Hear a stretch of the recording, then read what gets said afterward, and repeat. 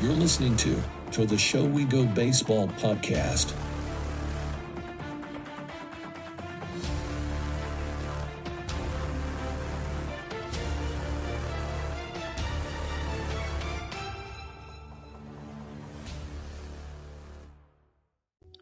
What's going on, everybody? Welcome into episode 50 of To The Show We Go. And we have Ed Hand and myself, Andrew Parker.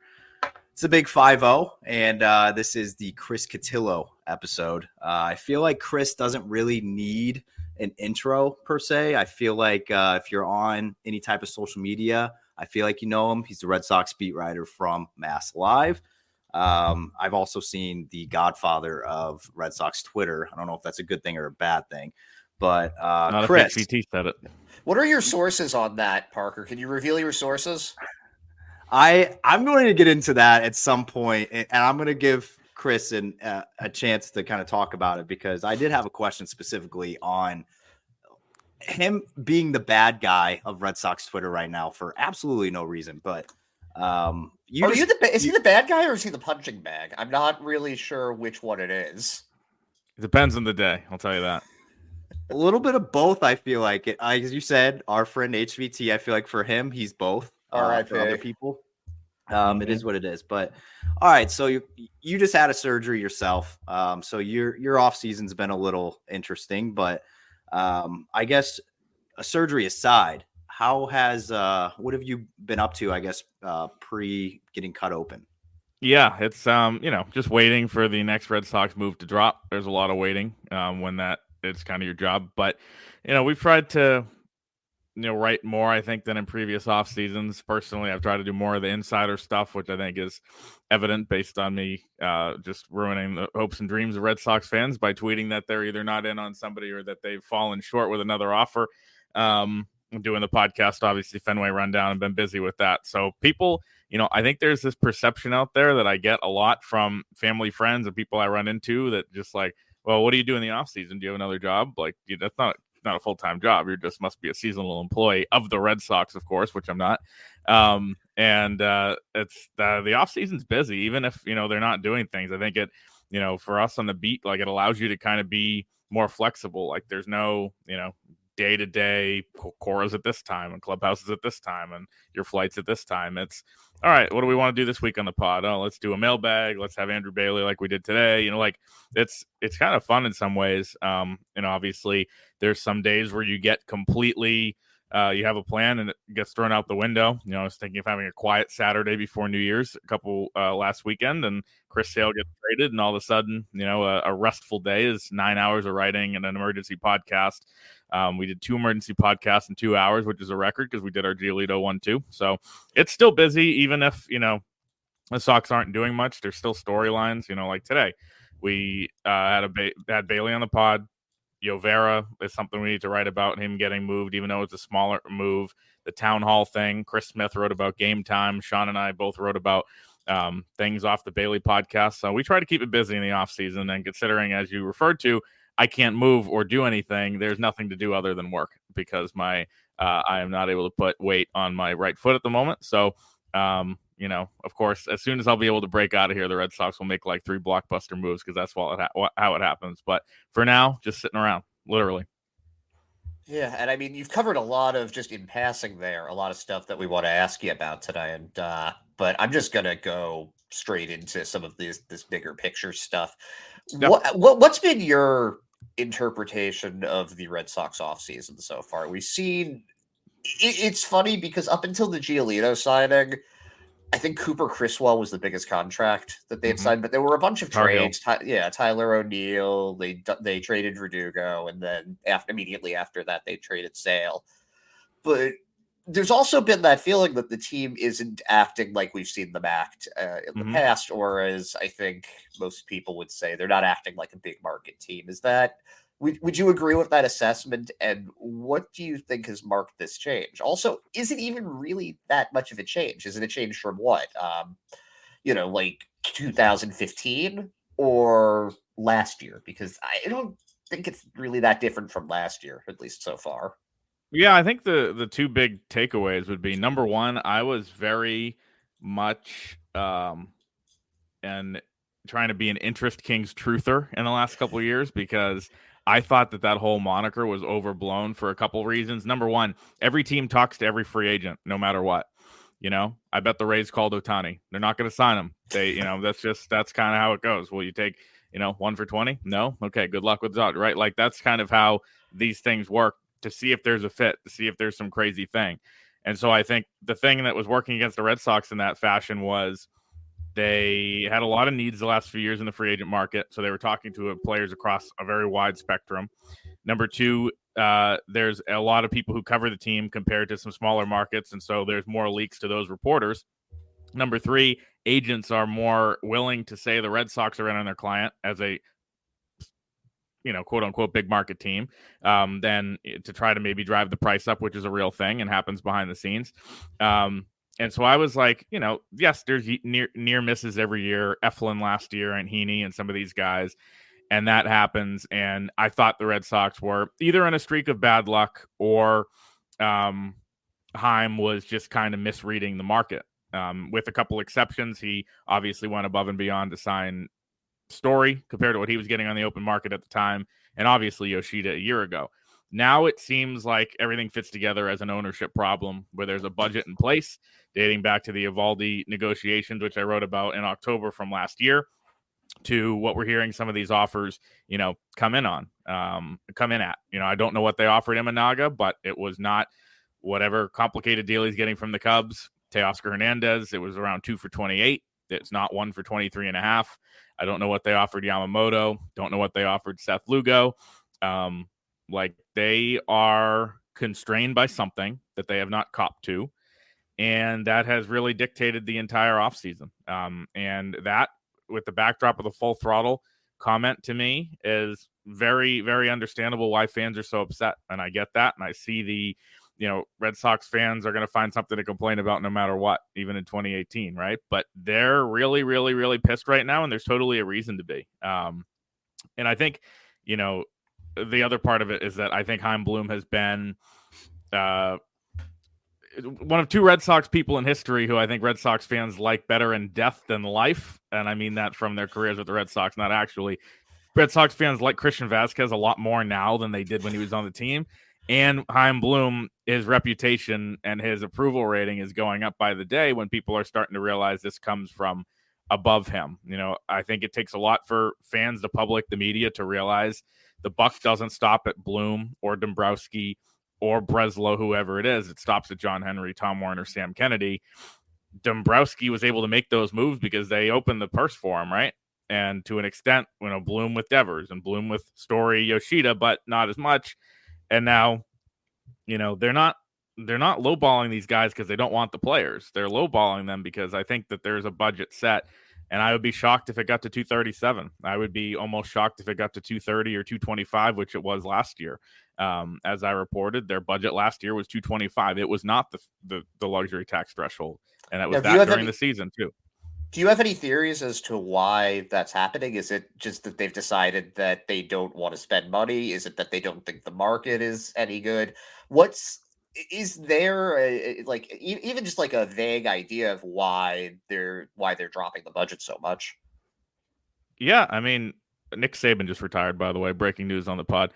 But I think that there is, I think there's a couple things, and they won't cop to it because they don't speak. I don't know, this is the drum I beat all the time. They don't peel back kind of what they're thinking or what they're doing. I think that there's a twofold theory I have that is total speculation. I don't know anything about European soccer, and I don't pretend to, but people have pointed out that Liverpool has gone younger and cheaper with their payroll, and they're still winning. And some people think, well, maybe John Henry looks at that and says, why can't I try to do that everywhere? And part two is very related to that, where you're seeing teams around the game go out and have not the highest payroll and compete. Everybody knows how much money the Padres, the Mets, the Yankees, all these teams spent to not make the playoffs last year. And so the correlation is no longer there. I mean, and you look at a team like the Diamondbacks making the World Series, the counter argument is, the Rangers did sign Seager and Semien and Evaldi and DeGrom and went for Scherzer. And I know that Scherzer and DeGrom didn't have the biggest role, but Seager did, right? Huge free agent signing. And I do think in the game, there's just this perception from everywhere that free agents mostly are a losing cause. Deals look bad quickly now. Xander Bogaerts' deal with the Padres looks bad. And so, it is understandable. I do think it would go a long way if they said, look, we're at a place where we have, good young players at, let's say, 6-7 positions on the diamond, they feel probably, and pieces in the bullpen and the rotation. We don't feel like we need to spend on the free agent market, and we're going to cut payroll a little bit, but we still think we're going to be competitive. You say that to fans, they're not as pissed as they are now thinking they're going to go full throttle, because fans interpret full throttle as what? 275 million, 300 million, Montgomery, Snell, Giolito, Stroman, Yamamoto, all those guys in the rotation, that's just, they have a perception issue that they've created. Alex Spear had a very interesting piece in the Globe today about their budget and how, they have not really dropped off 2 years in a row under the Henry regime. Again, as I said, if it's 225, I would be, a little bit surprised, honestly, at this point, for two reasons. Number one, they haven't shown a willingness. And number two, who are you going to fill out to get there? There's not that, assuming they're out on Montgomery and Snell, there's not really many free agents that you can think that they're going to get to cobble 25, 30 million more together. So, there's a lot at play here. I think it's bigger picture. It's a lot bigger than Breslow. It's a lot bigger than the front office. And it's one of many, many reasons why, John Henry and Tom Werner not talking, is difficult for the fan base, not for the media. People think I'm always looking for a headline when I say that, but it's not. It's really, fans would rather just be told the truth. Red Sox fans are way too smart to be lied to with the wool over their eyes. It's just the reality of it. And you might not think that if you see what they say on Twitter, but it's the reality. And for some reason, ownership, I think, has been disrespectful to their own fan base in that way. You just dropped the biggest news on the podcast all offseason, by the way. That literally almost made me spit out my water, but RIP to Nick Saban. But I thought he retired. He didn't die. He did retire. Yeah. Yeah, he didn't die. But I didn't think the guy was ever going to retire. I thought he was going to coach until he was 95, because that's just Nick Saban. I don't know. Maybe he's going to Carolina. Yeah. Yeah. Maybe Vrabel's going to Alabama. I have no idea, but I just thought he was going to coach until he was 95. I didn't think he was ever going to leave. But we had your counterpart on, the other Chris at MassLIve, Mr. Smith. Secondary Chris. He's my dad's favorite, Chris. I wouldn't. I was going to say. I wouldn't fight him on that. No? That's fair. Ed likes him a lot, and I do too. But so we had him on, I think a few episodes back, and I've noticed one thing this past year, and he even made a trip down to Worcester, and he makes a big emphasis on writing about the prospects and all the guys coming up. And I always know that he's good for at least a couple a week. He always gets you with the headlines, everything. Mm-hmm. Is what they're doing going to make you appear down in Worcester at some point this year, just because of now I think with the focus, like you're saying, is they're wanting to just play the younger players, not spend as much. So I think the focus this year is going to be in Worcester and Portland. Are you going to start, I guess, focusing attention down there? I am a Central Mass guy. So where I'm sitting now is I recover at my parents' place in Northborough, or about 15, 20 minutes from Polar Park. So, of course, I wish that they had that when I was growing up, instead of, when I moved into Boston. Obviously, they started that. So that would have been great. And it's great for the heart of the Commonwealth, as they say. It's honestly just I went 2 years ago and, went to a few games and did some coverage there. Chris loves doing that stuff for us. He loves the minor league stuff. He knows the system way better than I do. I think one of the great ideas, and I hate giving either of them credit publicly, but Sean McAdam had when he kind of took over our coverage, was let's send Smitty to Fort Myers during instructs and literally lock him in a room and have him interview 18 prospects in 3 days, because that's 18 cool features that we're going to get in October and November. And I was like, okay, that's, why would we go to, name your city in September when they're out of it and there's nothing going on? Move that money and send him to Fort Myers. I thought it was great. And Smith did a great job, because he does a great job with those types of stories. So he has the weekly minor league notebook that goes Wednesdays. And so I would guess that I'll be there just because, if I'm ever home during the summer, it's close by, 15 minutes away. I'll be walking by then, so that's important. And but he's our minor league guru, and I think he does, an incredible job, not just of a here's what scouts are saying type of thing, but kind of getting to know those guys beforehand. And we see that when a guy makes his major league debut, could be some utility infielder you've never heard of that they call up, and the traffic spikes because Smitty had a feature on him from 3 years ago in spring training.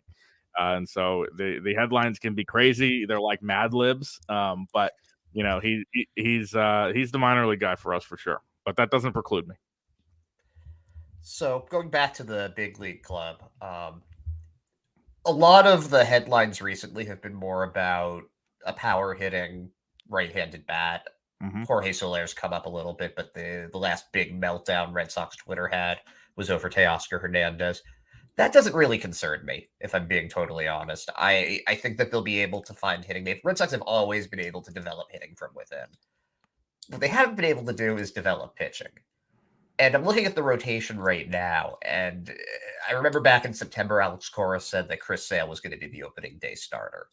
And you look at the rotation, and it's Brayan Bello, it's Nick Pivetta, it's Lucas Giolito. None of those guys scream opening day starter. None of those guys scream number one starter at this point.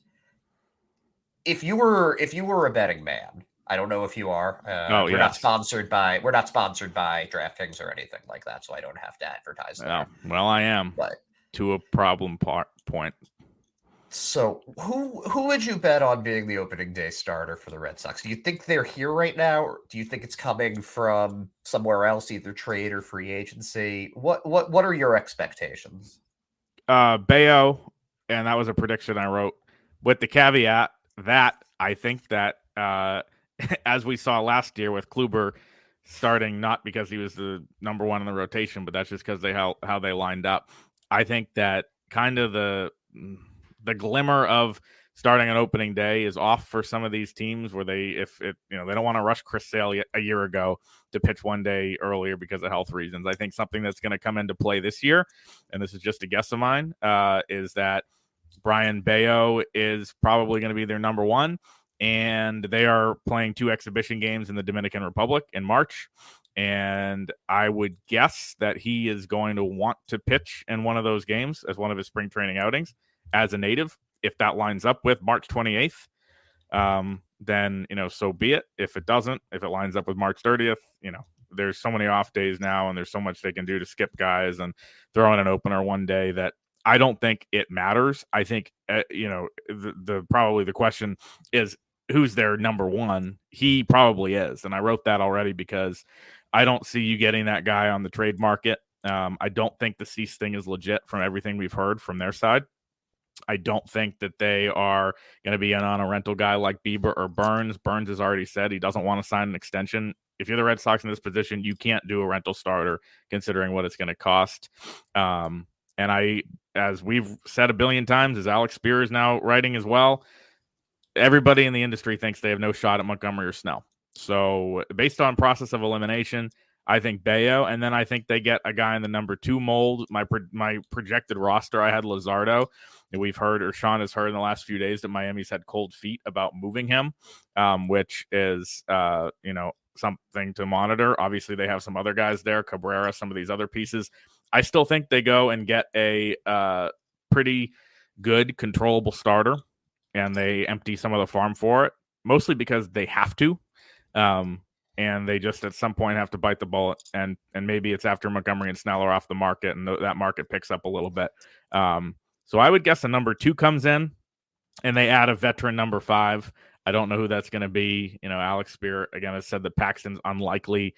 Clevenger is out there. Lorenzen is out there. I think Marcus Stroman, from an off-the-field perspective in Boston with the issues he's had, he's gone at it with Alex Cora before. Not that Eckersley's here anymore. He's gone at it with him. I think that would be a weird fit. Obviously, he's had issues with the Red Sox before. He's had issues with the Yankees. He's talking to them. I just think Boston would be a weird fit for him. So I don't really count on that one, and not just because he went to Duke. That's not a main reason why I'm downplaying it. Though it is a safety school. The options to me are limited. But I do think somebody in that Luzardo mold, or Seattle makes one of their 4 guys. I don't think Kirby or Gilbert, one of those maybe lesser guys who are still really good, available. My prediction would be, Bayo, insert your trade guy, Crawford, Giolito, and a veteran, and push Houck and Whitlock to the bullpen. So you don't think Pivetta then? I think Pivetta is the rare case where, and this is so shocking because of the way he handled both behind the scenes and publicly when I asked him the question last year about being moved to the bullpen. He's the rare guy who, despite being as pissed as he was so unbelievably good and wasn't shaken by that whole thing, that if you have a guy on the roster who can do that, we've seen it screw up, Whitlock and Houck at times, and we saw Daniel Bard's the classic example. And like, we've seen that screw up guys over time. Pivetta, if he's willing to, hey, next week you're starting, next week you're the closer. If he's willing to do that again for an entire year, like, why not just have him do that? Like, there's no downside to it. I could see him being a little more resistant to it this year because he's a free agent. I would ask him, but he has me blocked on Twitter, so I can't DM him. But I could see, based on the free agency thing, that being a little bit of an issue. But considering how good he was doing all of it last year, I see that type of role where, you need a spot start, he comes back into the rotation. Kenley's down, he closes. Like, that was extremely valuable. It kept them afloat last year, along with Chris Murphy before he really faded. So I wouldn't be surprised if they did, the same type of thing. So, you want to pencil in 5 for opening day. We all know it takes 8, 9, or 10. So that's why, I have him probably as number 6 in my made up projected rotation right now. Now, as far as that number 2 goes, do you think they'd be able to acquire that without trading one of the big 3? Or do you think they're going to have to bite the bullet and move one of Mayer, Anthony, or Kyle Teal? Yeah, someone told me that's been their white whale, is those 3 guys are on one side of the line and everybody else is on the other side. At the same time, the prices are high even without that. I mean, we've never been able to confirm this, but the rumor was that the ask from Cleveland for Savali was Rafaela at the deadline. And, like, I don't think Red Sox fans would have wanted to do that at all. The Red Sox front office didn't want to do that at all. Like, Savali's not that good to get, to give up, Rafaela and probably more. I think their dream scenario would be, and I always say trade proposals that I see a lot of the time are like, you putting together all the guys on your fantasy bench and putting them in your starting lineup to make them seem better than they are for a trade. Red Sox fans are like, well, York doesn't have a spot, so him. Dahlbeck, obviously, him. They DFA'd Yovera. We could throw him, like that type of stuff. So we give you 3 interchangeable parts, and you give us your best player. Exactly. That's it's how perfect. It works. I think the Red Sox, they can work from a place of York. I think Abreu, is a pretty good trade chip already. He's in the majors. You have enough to cover. I think he has more value than Duran, I would guess. Rafaela Really? as upside. So like, let's say Abreu, York, and maybe Houck has value. Like something like that where you're talking about close to major league pieces. I think that's the way to avoid it. I think, and Sean McAdam and I have talked a lot about this on our pod. To me, if I were to rank the untouchable rankings, number 1 is Teal, number 2 is Anthony, and number 3 is Meyer. I think if anyone gets moved from that group, it is Meyer, just because you have so much in the way of middle infield depth.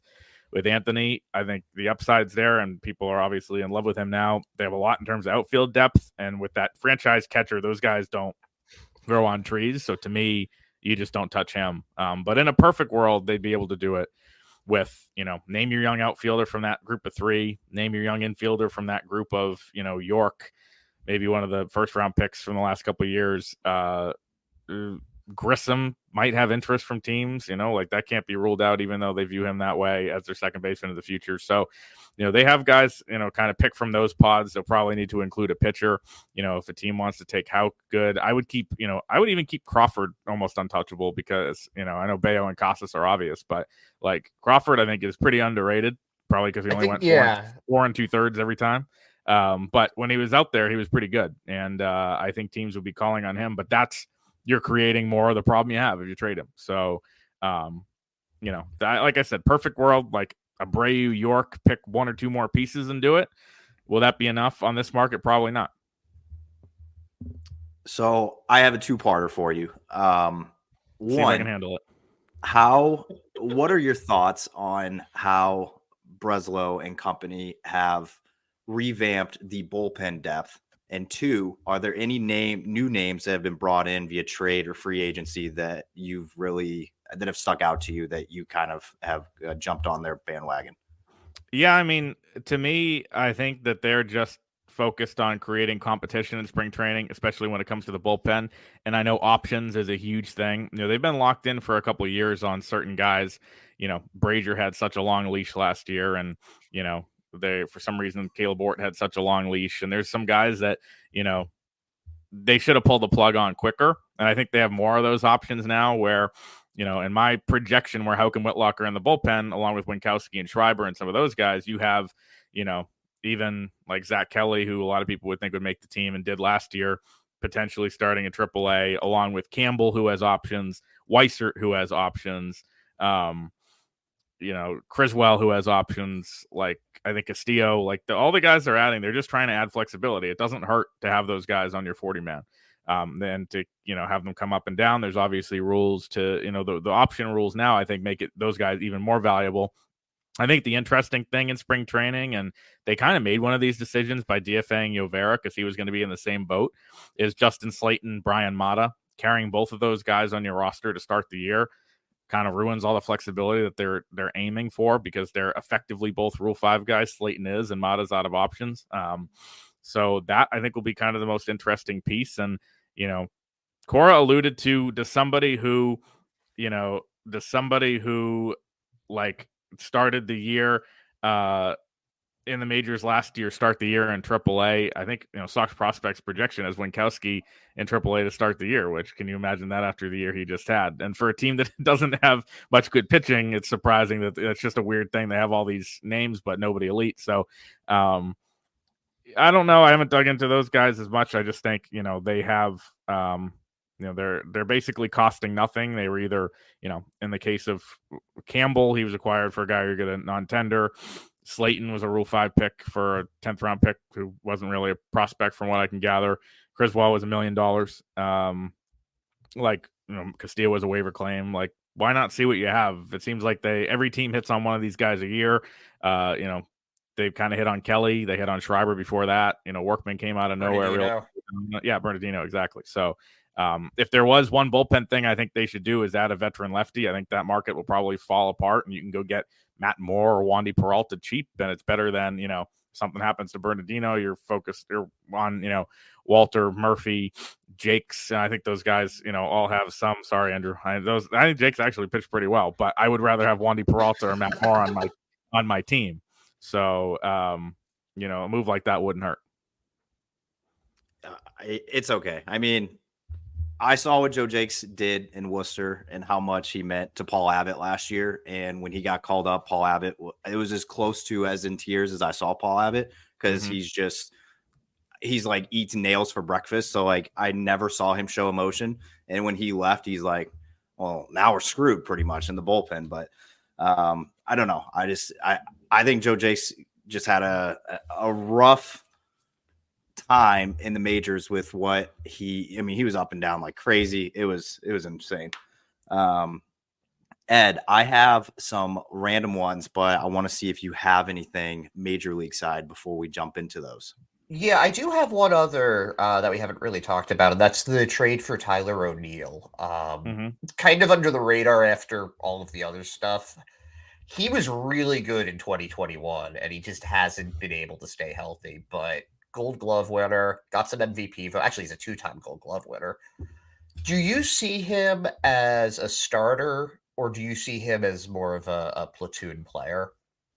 I see him looking back now with some distance between the trade as a why not type of thing, because they gave up really nothing for him. Nick Robertson could be a Hall of Fame closer, and I'll have to eat my words, but like the way I look at it was, first of all, Santos was a minor league free agent. Those guys don't tend to have a lot of trade value, so I'll throw that out. And then Robertson was half of the return for a guy who was the worst player based on WAR in baseball when they traded him, Kike, at the deadline. And so to me, like, Robertson's not a guy with a ton of value. I know He had some pretty good outings in September. He has, just one of those 9 arms I just talked about. That's Robertson and Yovera. They didn't make the opening day roster. That's kind of already how you could look at it. So for them, I think they just looked at the cost and said, this guy's got some upside. We'd rather have a righty in the mix. Is there a chance if they go out and get Duvall or somebody else that O'Neill takes over maybe the Refsnyder role and they DFA Refsnyder and it shakes out that way? Maybe. Is there a chance that he becomes a starter based on, maybe if they trade Abreu and don't go out and add anybody or add more of a DH type like Soler, who you don't really want in right field, obviously? Maybe. I think he gives them options, which is good. And he was a depreciated asset, in some of the ways Verdugo was, 2 guys who have been kind of around for a while. O'Neill got benched for Hustle last year as well. I don't think the issues were as kind of common as they were with Verdugo. But I think, the upside on both players who have been kind of inconsistent is pretty similar. I think a right-hander just fit what they're trying to do a little bit more. Plus, I think Verdugo's acted obviously run tired here, especially with Cora. So to me, that fits in the same mold as almost kind of the Schwarber move from a few years ago. We'll get the guy for the price we like the deal and we'll figure out the rest of it later. Schwarber didn't have a place to play, but they didn't have to give up much for him. I know Ramirez was a good prospect at the time, but they, clearly felt like it was okay. If he plays first, maybe he'll catch again. We don't know where he's going to go, but he's going to be here. That's how I feel like they feel about O'Neill. And, his role, like I said, if they go out and they get a power hitting outfielder and they don't make a trade, if they don't include one of those guys in the, in a trade for a pitcher, then, the role could be big, it could be small. I do know for a fact that they are actively shopping their outfielders across the board. The Yoshida thing, I think, is real if they could find somebody to take him, along with the guys I mentioned, Rafaela, Duran, and Abreu. So, it'll be interesting. I think that's the high upside play. And again, it's a pretty low risk because you didn't give up anything and it's the last year of his deal. If Tyler O'Neill is DFA'd in August, would anybody be supremely shocked? No. And if he's a Gold Glove, would you be? So I think it's a very wide range of outcomes. And again, they didn't give up enough where you can really, be mad at them for going for it. Now, one more question before we go to Andrew's rapid fire. But as I was mentioning earlier, the last big Twitter meltdown came over Teoscar Hernandez, which, to be fair, would have fit well for the Red Sox lineup as it's constructed right now. It really does look like they need somebody to put in that number 3 spot, presumably between Devers and Casas. Do you believe that comes from somebody that they already have, somebody that's a free agent, somebody they trade for? Who is going to make up that production that they're losing? And he can be the answer to that too, but Justin Turner's a free agent right now. Who is replacing that right-handed bat? Yeah, I gave my take on this on Twitter the other night, and after being called the most miserable person on Red Sox Twitter for a month, I was all of a sudden the biggest homer for this take, which is actually a great barometer on if you're doing the job well. Being called a miserable asshole all day long, and then now you're 2-team friendly. If you're getting both sides of that, you're doing it right. Trevor Story, I think, has a chance to do it. People forget him for some reason. I think he's going to have a really good year. I think they think that his elbow was obviously, the healing process was underway for that. And, it's, getting used to throwing with the new elbow, but also, you're swinging with that. I know it's not the direct, action or whatever, but I think that was a real thing. With a full off season, with a healthy off season, taking on more of a leadership role, I think they're counting on him more than fans kind of want to admit from what I can gather. I know it's been a kind of a disappointing couple of years. The Red Sox always point to their record when he was on the field in 22. I think they were winning at like a 700 clip. They were a playoff team. And so I think he has the chance to do that. Obviously, there's still power there. He's athletic. There's speed to add to that dimension. I don't think people are really counting on him for that, but I would say, there's the chance it's him. Soler, to me, at this point, just feels like more of a DH. You're not going to put him in right field at Fenway. And, Teoscar for, a short-term deal, I think would have made sense when I was going on and on and on about how I didn't think he was a great fit because I thought he was going to get 4 for 75 or 4 for 80, which they shouldn't have done. But, if they could have done 2 for, let's say 2 for, 40 could have gotten the deal done. Maybe you would have done that. So, Soler feels like more of a DH. They want to rotate the DH spot more, and they're going to need it for Yoshida. So I don't see that as much. I think that was a little overblown over the weekend. As of Monday, I heard not close at all, and there's a lot of teams in on him, and probably wait for the Teoscar dust to settle. But my prediction would be Story, and I think like people are underwhelmed when I beat this drum too, and I've been saying it for weeks. But Duvall was really good, and he's going to cost you like the same he cost a year ago, and like that to me, for a team that's penny pinching like they are, like the production's not that far off. If he stays healthy, there's going to be times where he cannot make contact. There's going to be times where he homers every at bat. We saw that last year, but the body of work last year, he had a pretty good year, especially if he can play a little bit of first base, maybe throw him in the mix there. So we're not going down the Dahlbeck path for the 8th straight year. Like if he can do that, which is something he did earlier in his career, and give Casas a rest against some lefties, I think he fits the roster, pretty well. I still think, I was always like Duvall over Teoscar for the price. I still think Duvall probably over Soler for the price too, but have him slot in, later in the lineup and have Story be that guy. They were, pretty much out of it by the time he came back last year, so it didn't have a real impact on the season. But I think Story's kind of poised for a breakout year. So you think Story bats 3rd, Duvall bats 6th, or something like that? Yeah. I mean, I would. Now that I've gone public with this theory, they're not going to do it, but that makes some sense to me. Like I think the upside of Story is still pretty high. People have kind of given up on him, but he was pretty good when he was healthy, other than the first month in 22. And this is also, I've said this a billion times on different podcasts and stuff, but have to mention my favorite Trevor Story related nugget of all time. I tweeted about how Red Sox fans had started thinking this guy was injury prone because he got hurt kind of on 2 freak things last year and then had the elbow issue, which he's been injury prone the last 2 years. And I was saying he was literally one of the most post everyday guys in baseball when he was with the Rockies. He played like almost 162 every year. And some guy, one of the great tweets of all time, what the hell are you talking about, Cotillo? He missed almost all of 2020. He only played 58 games. So take that for what it is.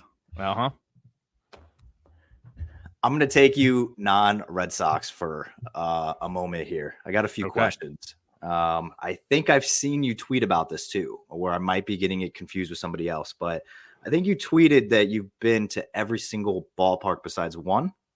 3. I'm down to 3. Yeah. Okay. So you've been to 27 cities. Mm-hmm.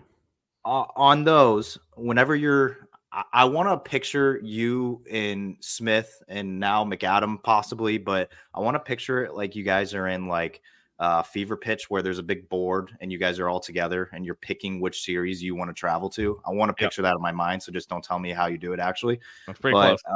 When the schedule comes out and you guys are choosing where you're traveling to, where's your like number 1 spot you want to go to? Yeah, that's a great question. It really is kind of the reverse. So Sean joined halfway through last year, and he picked up, I think, 2 road series.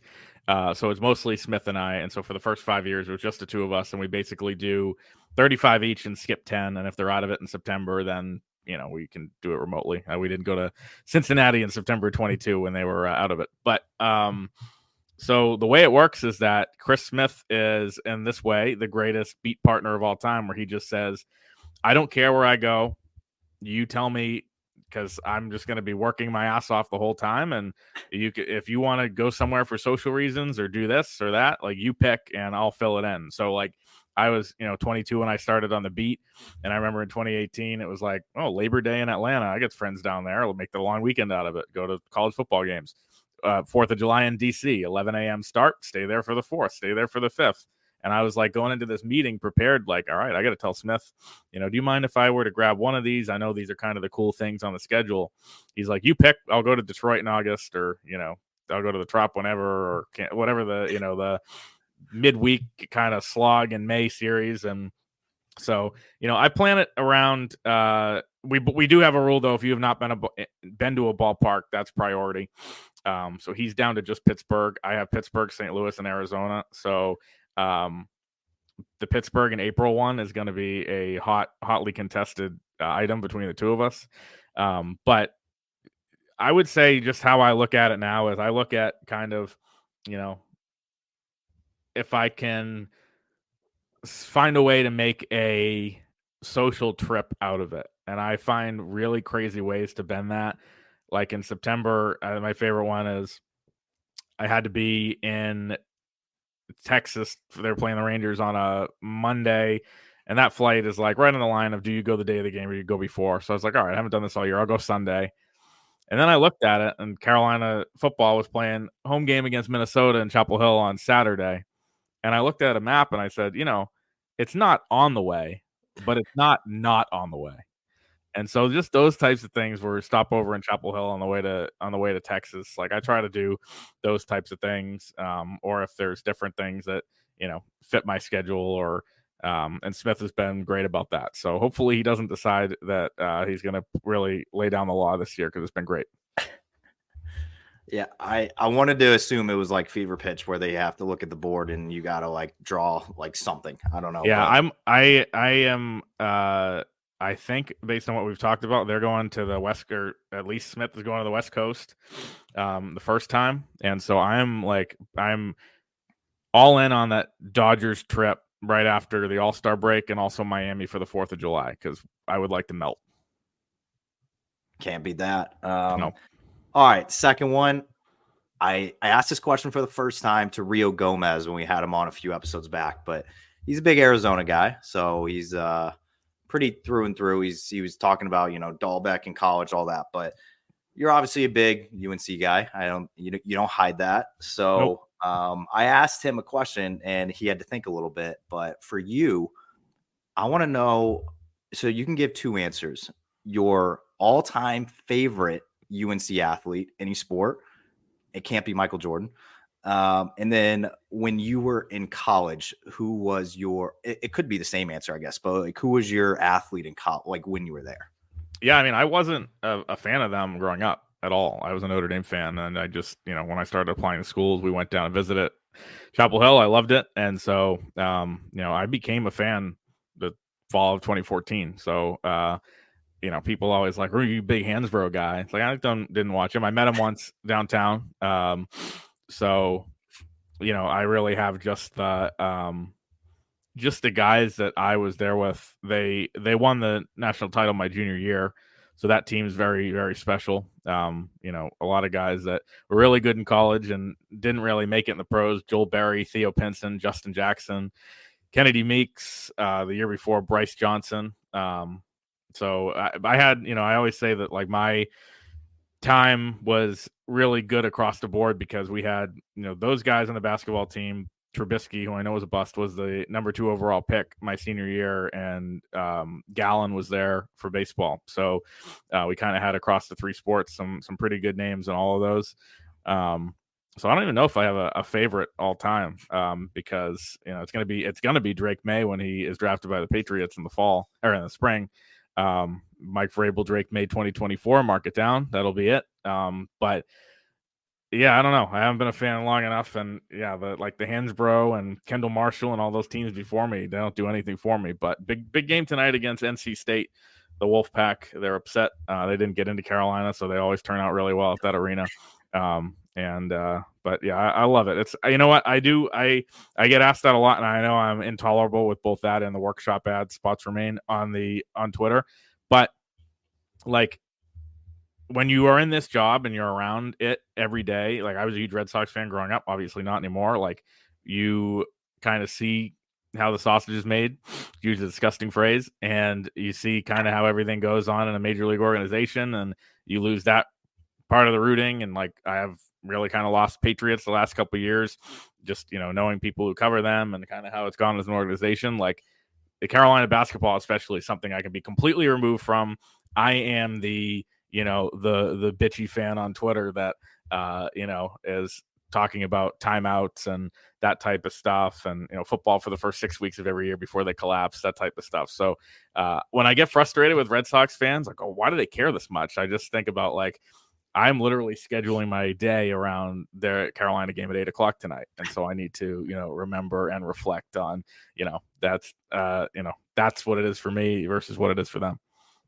It's good perspective. And if we don't land Drake May, which I wouldn't hate at all, I'm still holding out hope that my guy, Drew Lock, maybe comes in a trade.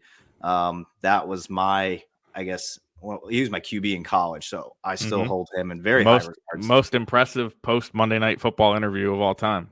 It was incredible.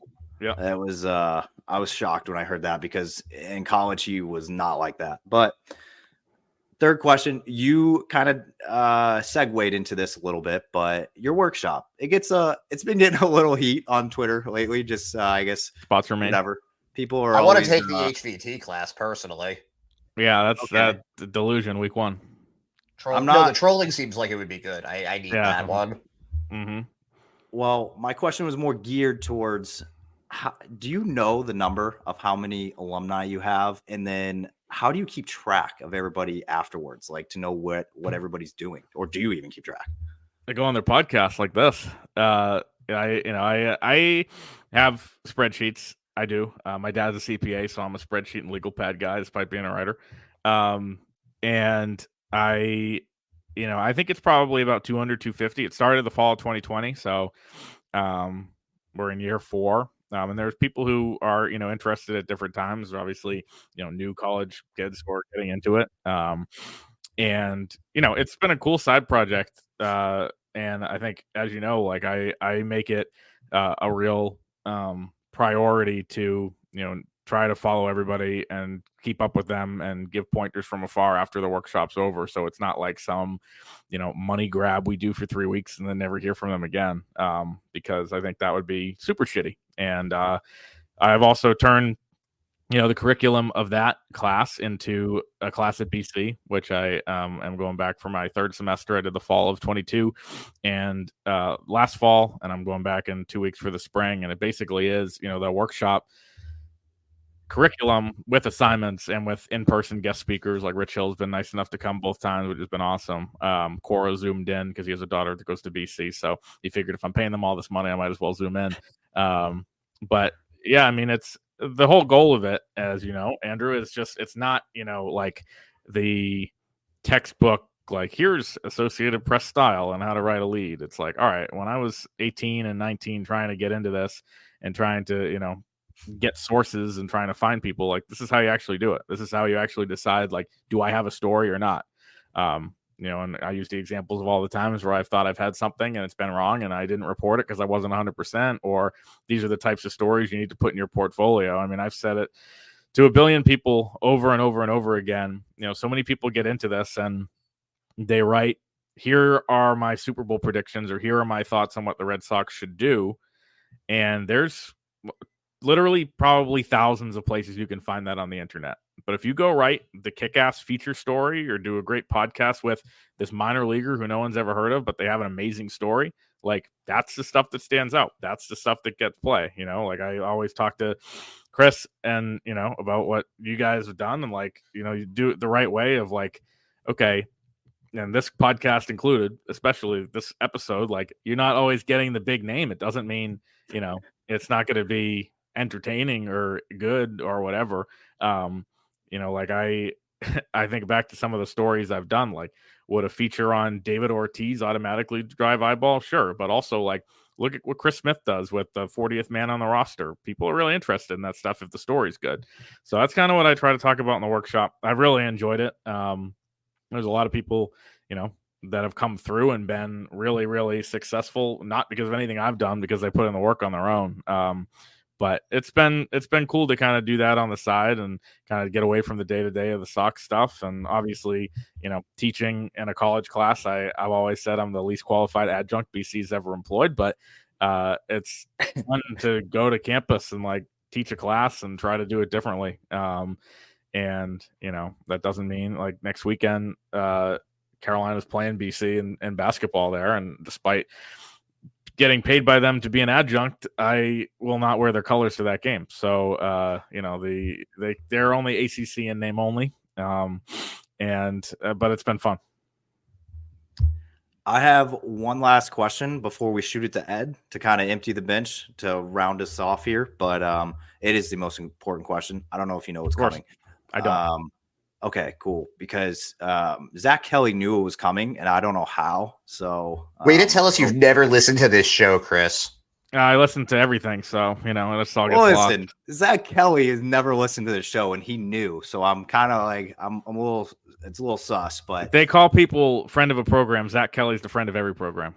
that's okay. Fair, Yeah. but all right. Beloved, completely agree. Mm-hmm. I agree with that. Okay, you're hungry. You Correct. are gonna go get in your car with your driver's license that you do have now. Don't have no. Still don't have. Okay. Then Wasting you're gonna money. get Uber everywhere. fine. You're gonna get. Mom's gonna drive you to a drive-through. Okay. Mm-hmm. Everything is an option. Everything's open. But you want fast food fried chicken. It's gotta be a drive-through. Where are you going? Where is she taking you? It's going to be a long ride because we are going to PDQ. It stands for People Dedicated to Quality. It's a chain in Florida and the Carolinas, and it is beyond elite. If I tweeted to them once, and they said we appreciate someone in the North appreciating us, and they mailed me gift cards, which was great. Next time I was down in the Carolinas, I used them. Yeah, they are. There's one in Fort Myers that I really don't access a lot when I'm down there. I'm trying to see where the closest one is. I don't think there's Fort Myers, by the way. Wow, yeah. So Florida, they're everywhere. North Carolina, there's two in New Jersey, or one in New Jersey, two in New York, and two in South Carolina. But I mean, the Florida everywhere. There are two in Fort Myers. So that is the answer, and it's not even close. We had that one somewhat recently, but we haven't heard it a ton. Like, who was that? John Schreiber. He told us that place it was Schreiber and somebody else. I don't remember who it was, but everybody's been hyping that place up. That's on my list when I get down there in February. But I know there's a Zaxby's like not even a mile from the place. That's where I'll be. Me and Alex Spinellis will be there all day. Zaxby's is like the Atlantic League compared to PDQ. Oh, wow. I don't think Parker's going to like that. All right. Well, Ed, we're emptying the bench here. I'm still batting like 2 for 50 on Zaxby's. We'll get him. But Ed, we're working on it. You're gonna go on a hitting streak and boost that batting average. We both know it. So you had a bunch of news about Winter Weekend today. Ownership isn't. Are they just not going to be there, or are they just not talking? Like, they had that open house or last year or whatever it was, the town hall. What's it going to look like this year? Is it just like the Jonathan Papelbon show? Like what's happening? That was, I noticed that it said welcome event on the site, and thought it was interesting. Today they sent a press release that they're going to introduce the players like they've done every year, and then Papelbon's going to host a talk show with Tom Caron. And who knows who's going to be on the stage? I mean, I would guess Cora and Breslow are going to be up there. I don't think there's any way in which, Henry sits up on the stage. He gets to make that decision. He's rich enough to make that decision. He won't be passive-aggressively checking his watch this year, which is good. I think it's just an unbelievably predictable event, like turn of events here. Like that, the fact that they were not, they might paint it officially as, well, we just thought this would be a more fun way for, the fans to get introduced to Winter Weekend. There's no way it's not correlated with what happened last year. I wasn't there. I was at a bachelor party. I remember looking at the videos and being like, holy shit, did this really happen there? Oh my God. But it's going to be, I think, less interesting. And, I think they're self-aware to realize, self-aware enough that they just can't do that again. And I think it's a real thing, people might look at that storyline. Like I wrote it for the site as like, oh, who cares? It's just some winter event. Like, tell me who they're signing. But like, you kind of look at public perception and everything. Like, the reaction from Red Sox fans was so bad. And as Sean has pointed out on the pod, and is a great point that I always think about, these aren't your like casual fans or kind of like generally miserable people. Like, these are your like have 9 jerseys, make the trek to Springfield, which is inconvenient for everybody. Still think Bobby Dahlbeck's going to be the MVP people. Like, these are the diehards, and those are the people booing you. Those are the people you can't face. I mean, that's where they are. And I think at least they recognize that. But the fact that they have to like, okay, we can't do that. Just imagine the meeting. We can't do the town hall. Like, maybe Jonathan Papelbon will host a show and they won't boo him. Like, Think about that. It's just when you peel back. I know you asked big picture questions earlier, Ed. Like it's crazy times. Yeah, I can't remember. I've been a Red Sox fan since 1996, 1997. It's been a long time since people have been this pissed off about anything.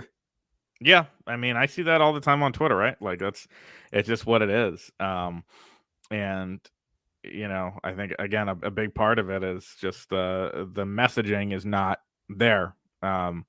The full throttle thing is going to live in infamy, and the next time Warner talks in 2040, we're going to have to ask him about what he meant by that.